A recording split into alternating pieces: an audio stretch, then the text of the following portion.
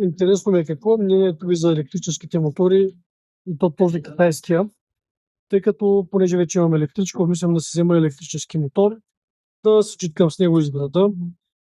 Този модел е за само 1990 евро, като дига 45 км в час и съответно има 100 км пробег.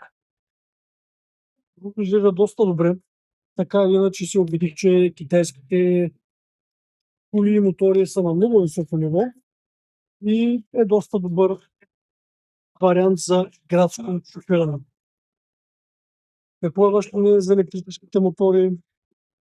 Дали са удобни, понеже знаем всички, че тези ролерчета и другите мотори са изключително шумни и доста вредни емисии имат. Така че тези електрическите имат доста предимства според мен. Особено за градска среда, липсата на шум е доста голям приоритет. Разбира се, имат огромно ускорение, както леките коли, които са на топ.